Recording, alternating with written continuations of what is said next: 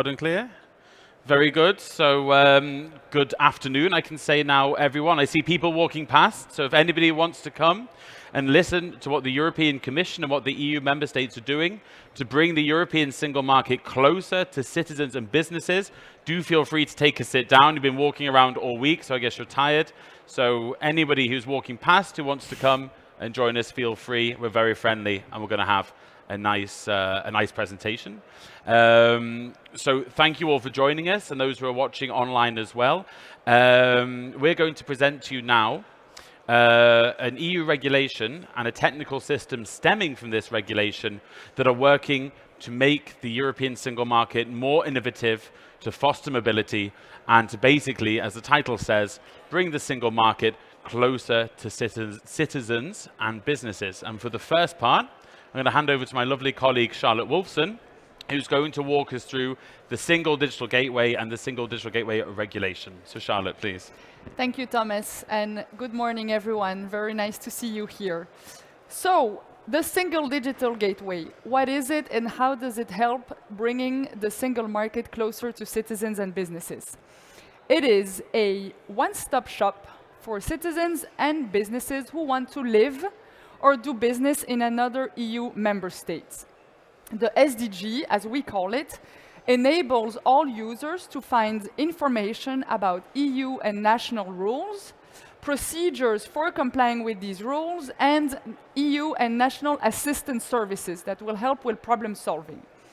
It is accessible via the Your Europe portal, so this is always the starting point. It has been gradually implemented since 2018 with the involvement of all levels of government, from national to local authorities, as well as the European Commission. It has three main pillars. The first one is information. Via the Your Europe portal, users can search and obtain information regarding the rules and the rights of the EU as well as member states. The information that must be provided by the Commission and Member State is listed in Annex 1. And it must comply with a level of quality, high quality. It must comply with high quality standards. So that basically means that information must be complete, it must be up to date, it must be well structured, and it must be user friendly. So what does it mean for citizens and companies in practice? This is where you can find, imagine you wish to study, work, or retire in another member state. You can find all information that you need on this portal. The information will be complete and up to date and will be accessible in English. Or imagine as a business you want to understand, how can I fund my business? What do I need to do to apply for public contracts? What are the health and safety requirements that apply to my business? This will be the one-stop shop that you would need to consult. The second pillar of the SDG concerns procedures. There are several aspects here that I would like to mention. First of all of the procedures that are relevant for the information topics, you will also find information on these procedures. So what does this mean? You will find an explanation on everything that is relevant to complete this procedure. So all of the steps, how much time does it take, what is the evidence that I will need to provide, in which language can I complete this procedure, how can I appeal, who can support me if I struggle with this procedure. All of this information, again, is accessible via the Your Europe portal. In addition to that, the regulation includes a list of 21 procedure types that have been considered at the time of the adoption of key importance for cross-border users. And for these procedures, they have to be made available fully online since December 2023. So this means that every step of the procedure, including identification, sending document, signing requests, all of these time-consuming steps, these can all be made online. The digitalization of procedures also concerns 4 other significant EU directives, such as the Services Directive, the Professional Qualifications Directive, and 2 Public Procurement Directive. So for this procedure, it is only in exceptional circumstances that a member state can oblige a user to actually appear in person to complete the procedure. What this means in practice is that you will no longer need to queue at some register, and you will no longer need to deal with physical paperwork.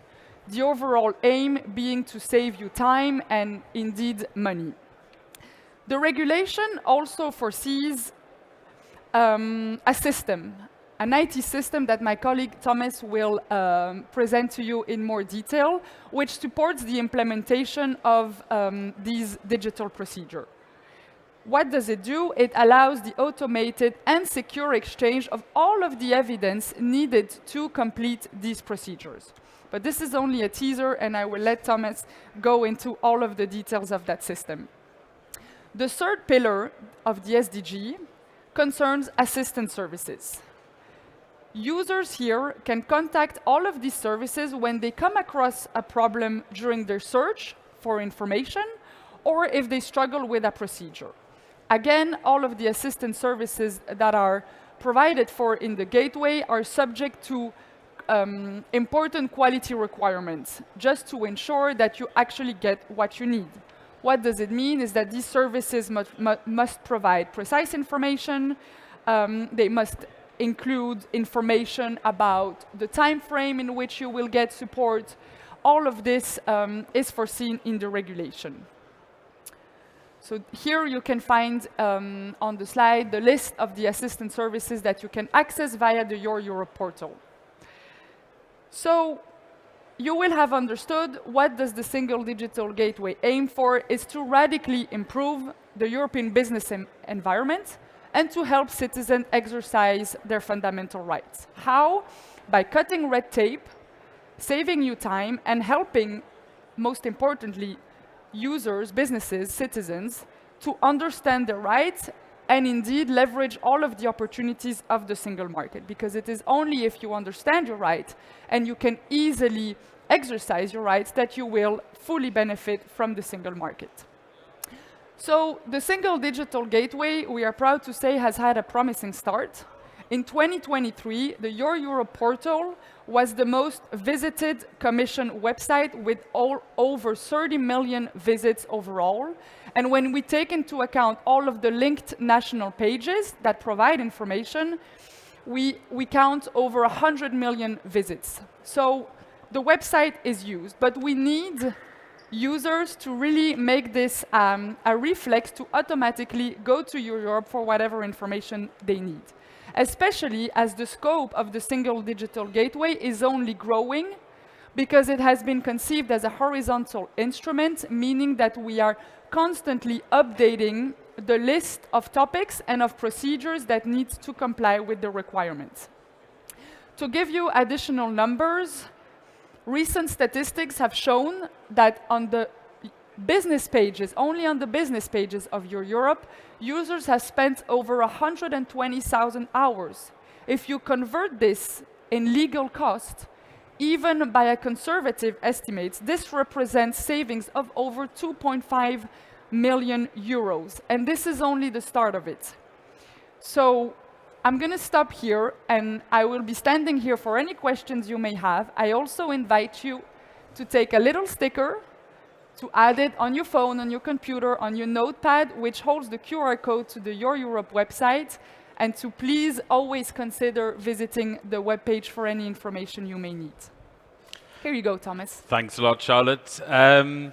So what I'm going to do now is I'm going to take you through the once-only technical system. So this is one of the elements that Charlotte just presented, and what I think it really is, because we're going to cover a technical system from an EU regulation that could be seen as quite dry.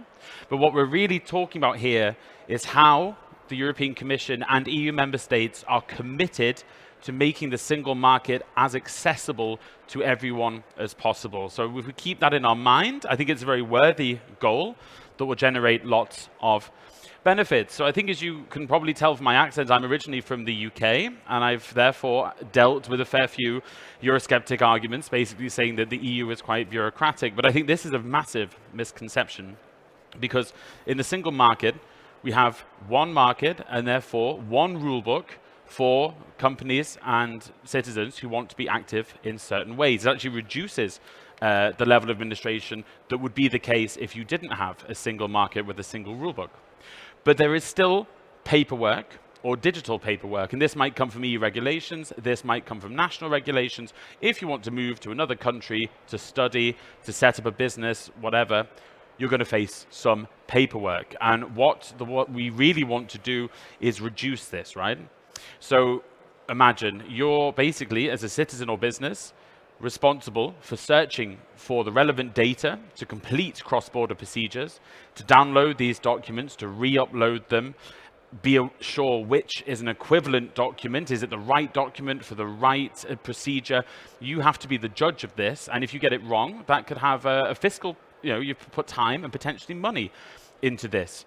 And then you also have linguistic diversity. A great beauty of Europe is our linguistic diversity, but it can be a challenge when you want to know what documents are authentic. On the other side, I think it's important to see the other side, is public authorities at the other end of these procedures, and I will give you the examples of the procedures, don't worry. They have to be sure that someone setting up an accountancy practice or a dentistry practice in another country is actually qualified and allowed to set up that business. It's incredibly important. And this is a pressure on public authorities that they have to verify people from other EU countries. How would you make sure that's been done correctly? You need to be sure that the data and the evidence you're receiving is indeed correct. And we have a new threat, if it wasn't complex enough, with generative AI. I mean, there are stands here discussing this in way more detail. Basically, how do you know that a document submitted to you is indeed legitimate and is indeed reflecting reality? This is just a fun example I found of documents that you can get access to via online generative neural networks, and it's a big challenge. So we have on one side citizens and businesses, they want to move to EU countries, and on the other side we've got public administrations. Do they know that the documents they're receiving are indeed genuine? It's a challenge for them.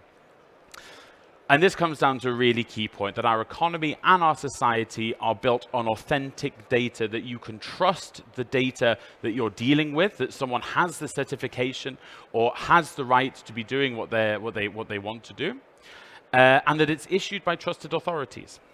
And this is really a massive point for our society, our economy, and it'll define how well we can digitalize the single market going forward. So trusted, authentic data is what we need.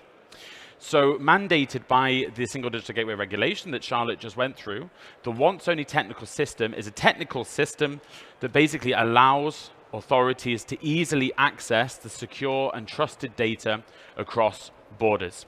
It is a platform that enables government or bodies in one country to request the authentic data from the relevant authority in another country, and thus removing the need for the citizen or the business to provide this over and over again. Now, obviously, I know you'll have questions about data protection, privacy, security, and we'll cover those in a bit more detail.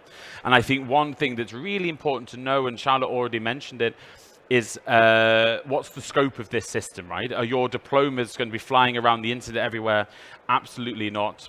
The once-only technical system, or the OOTS, or the OOTS, I have heard it said, I don't mind, whatever you want, is relevant for 21 procedures. That's 21 specific cross-border procedures that EU member states have identified as in need of digitalization and some level of automation to help people more easily move around and move between EU countries and enjoy the benefits of the single market.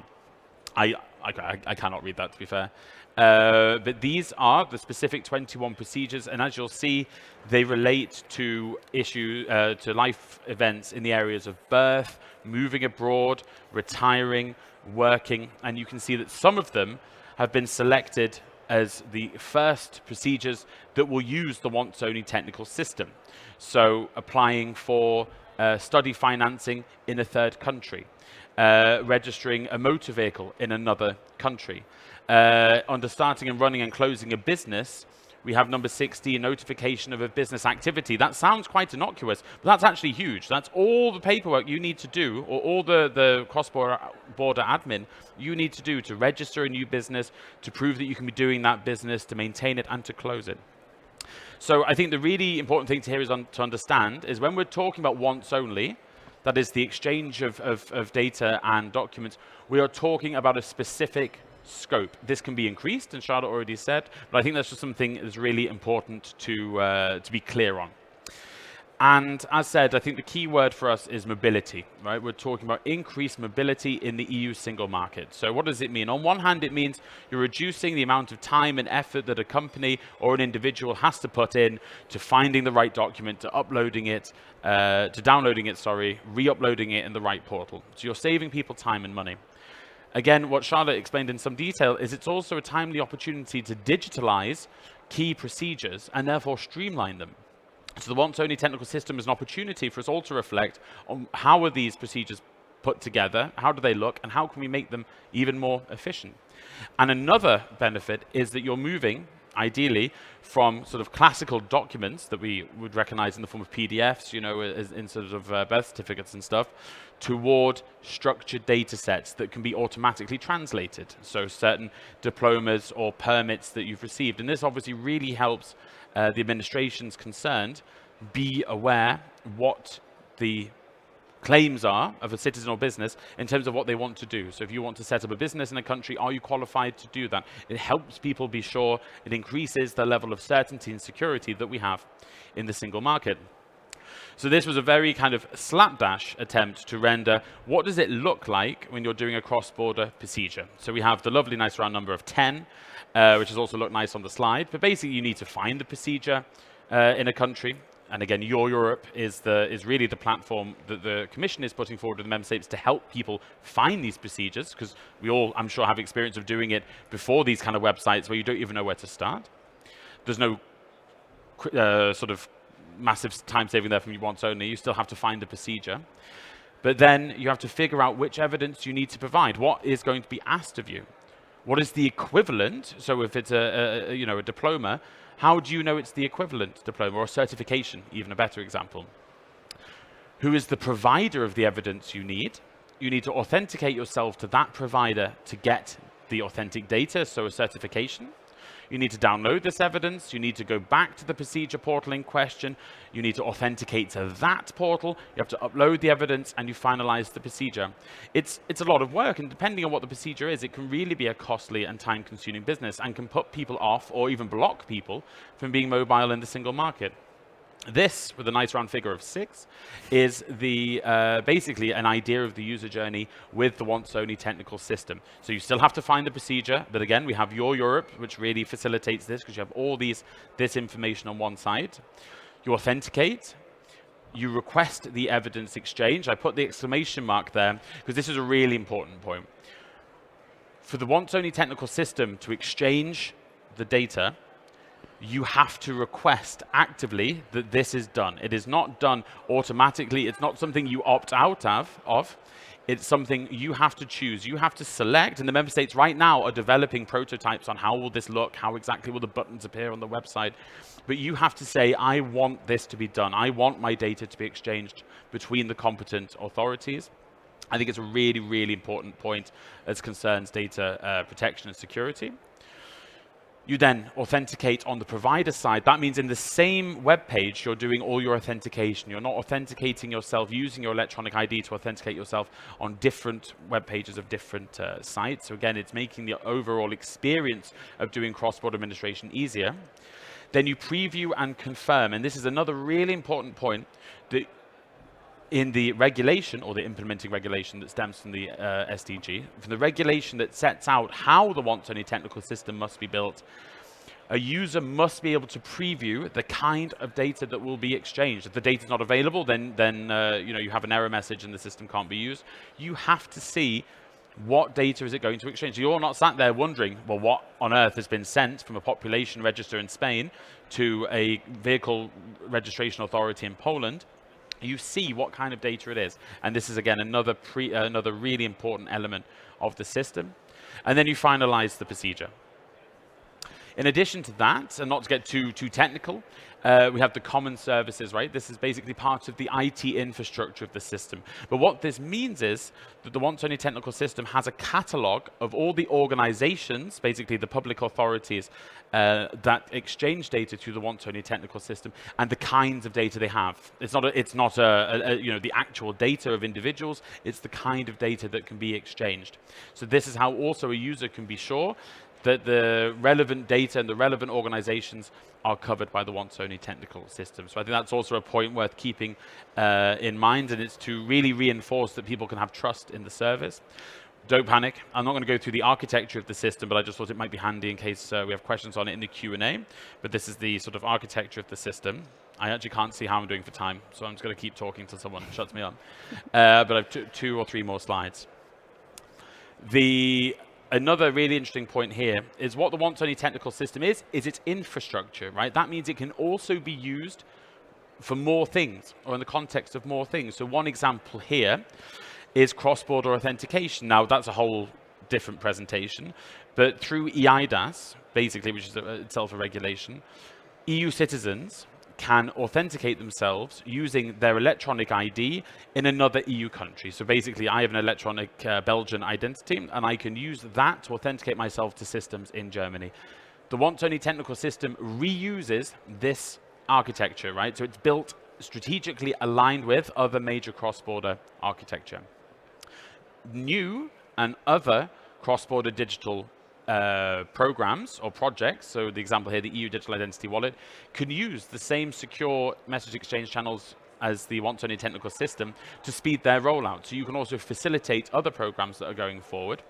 And I think it's also worth keeping in mind that we've talked about 21 procedures, or those that have been identified as needing the once-only technical system to help exchange data, because you have to start somewhere, but we can go beyond that. And again, this is something I think Charlotte mentioned in her presentation. And what we're really wanting to do is eliminate barriers to mobility. So we want to have the automatic mapping of evidence types between different EU countries. We want to have a catalog of the evidence providers that are cataloged through the common services that mean you can see which organizations are exchanging data through the once-only technical system and what data they're exchanging. And it helps connect public authorities with organizations that provide data from the original source. So, in summary, very quickly, it cuts down the amount of work you have to do that you can request for the automatic exchange of the data. There's more trust, because rather than you being dependent on having the most up-to-date version of a certificate, it is already being sent from the organization that has it, to the registry or the university, to the organization that needs it. So it's more trust, and again, in an age of AI, I think this can't be undervalued.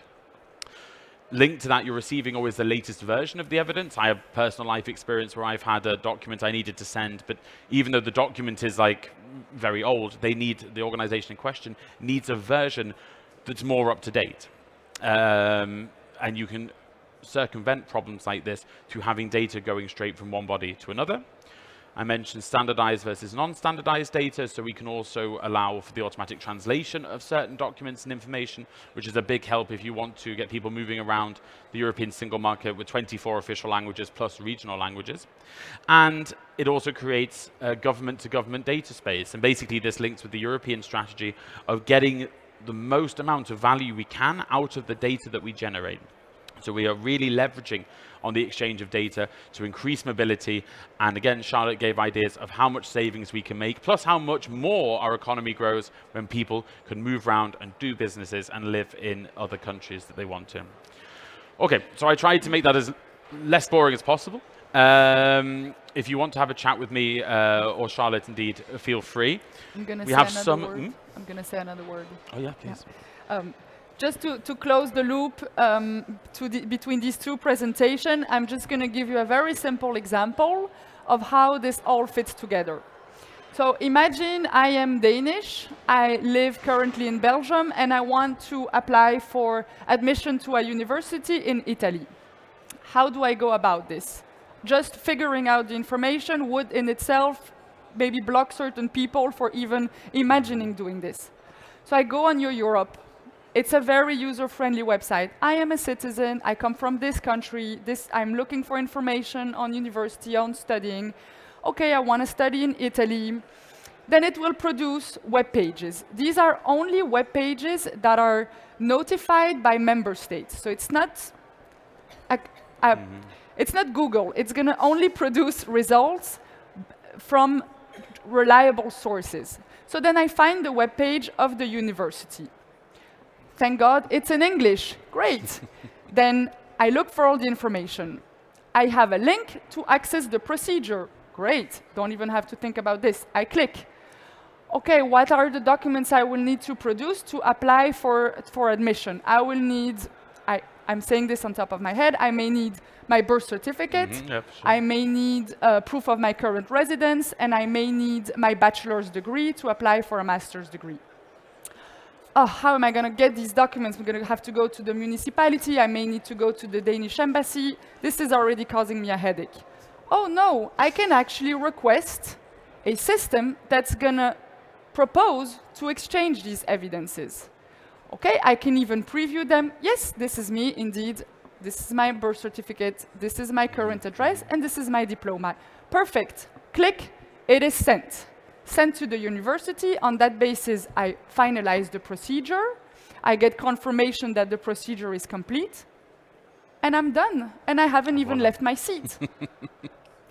So this is maybe a straightforward example, but imagine taking this for all of the procedure you have seen and we have mentioned in this presentation, and imagine all of those that are yet to come. The time that is saved, and hopefully, because this is really the objective, hopefully all of the opportunities that are offered by this. Because it is all about mobility, it is all about leveraging what other member states and what our diverse culture can do. So I think we've... C'est parfait. So now you've heard us talk. Are there any questions or comments, ideas? We'd love to hear from you. Thanks, guys. And for anyone brave enough to come talk to us afterwards, we have really nice branded notebooks, which I love. And if people don't take them, I have to carry them on the train to Brussels. So feel free to come and get a notebook. Are there any questions? Yeah, yes. We have one over here. Do we have a... Yes, we do. Wonderful. Yeah, thank you so much for the presentation.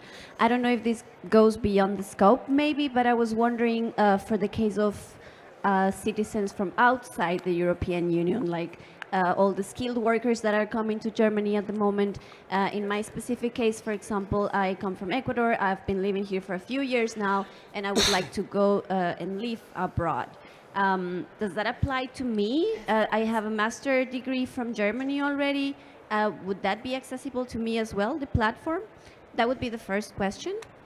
And the second one would be the taxes. How does it work when I have a company and I have it here, but then I also have activities in another country within the European Union? Is there something that covered the topic of taxes here as well?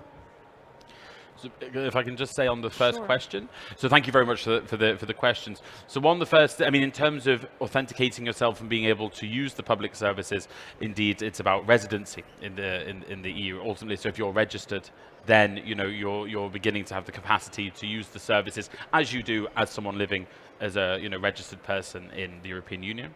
In terms of the organizations that can exchange the data. Right now, we're working with member states to connect the authorities, as we call them, competent authorities, so the organizations that possess the original data, the organizations that are that will receive it. So right now, this is focused really on competent authorities within the European Union. So that's the scope. So unless I'm mistaken, if that body is outside the EU now, it would be out of scope. But your ability to use if you've been active in different EU countries to access the system as someone living in the EU, then this would, of course, be possible. Is there something you want to add?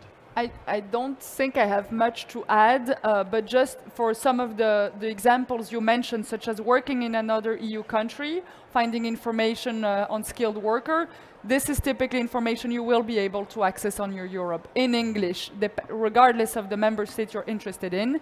You mentioned taxes. This is indeed listed in the areas of information for businesses. So there again, you will be able to find information. And of course, there is a feedback tool, so if the information for some reason wasn't satisfactory, we do invite users to provide feedback because this is how we can improve. Thank you. Any more questions? Yes, please. Oh, yeah, sorry, you need this. I heard the comment this week that from a tax credit and incentive perspective, especially in the energy sector, people are concerned that the Green New Deal is too complex, it's too hard to actually go through the application process versus the Inflation Reduction Act in the US, and that there's fear around the bureaucracy side of it. Do you foresee that the system would be used for managing processes like that to streamline business efforts to get access to those sort of programs? So I can maybe talk to that. You may have heard about the Net Zero Industry Act that was proposed by the European Commission, currently being discussed by the co-legislators. Here, indeed, we have proposed that information on the Net Zero Industry Act and the permit procedures that are foreseen by this regulation are included in the scope, meaning that information on the rules that will apply and the rights will be accessible on your Europe with the links to the procedures, which can then all be completed fully online. So this is an example of us trying to expand the scope. It's now being discussed. Hopefully, we will get there, and yes, it will be then included. Okay, any more? I actually don't know what time it is, so we could have half an hour of questions, we could have 30 seconds for questions, so just fire away. If not, we're also here to have one-on-one discussions as well. Yeah, we're staying around, so don't hesitate. Okay, thank you all very much for your time, and safe trip back to wherever you're going.